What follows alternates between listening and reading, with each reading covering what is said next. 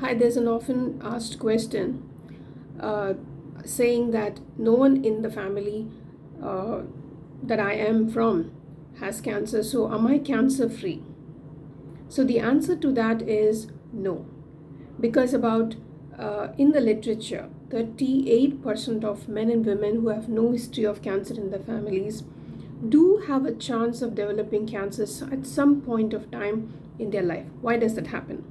The reason is this: all of us have cells developed in our bodies throughout our life, but because we have the inherent capacity to develop a good repair mechanism, we have a very good repair mechanism in our bodies to repair these cancer cells that are evolving through the day.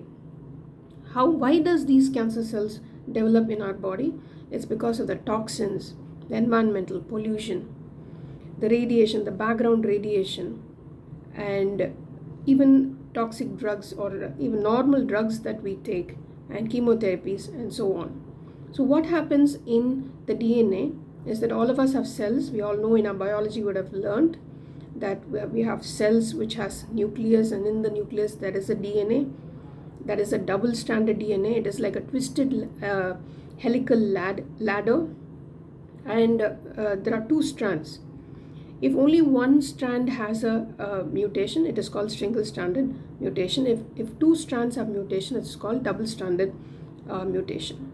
So our body has a foolproof system of repairing any mistake or a mutation or a hurt that develops in the DNA.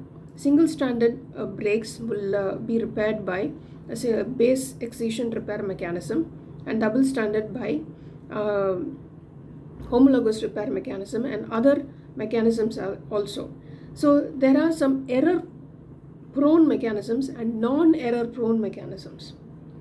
So basically, some of these mechanisms don't tolerate any error. They are high fidelity. So all of these mechanisms, if they operate in perfection, then all the cells which are slightly formed in aberrance are repaired quickly, and no mutation in the somatic happens. If any mechanism of repair is not done well, or there is a deficiency in the repair mechanism, then a somatic mutation will happen. Now, what is the difference between somatic mutation and germ cell mutation?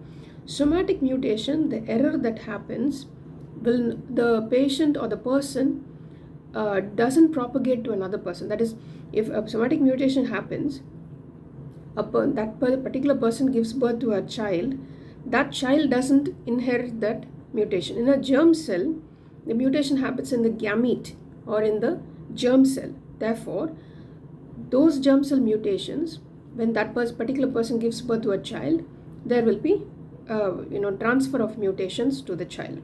So this is the difference.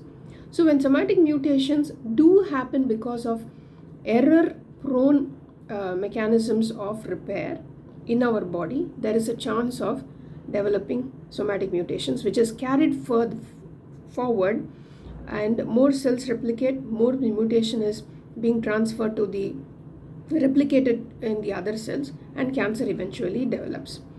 So this tendency is basically increased on age, increased with more environmental pollution or environmental factors, lack of exercise, sedentary lifestyle. That is why lifestyle measures seems to be of very importance. I hope I've answered the question. Thank you.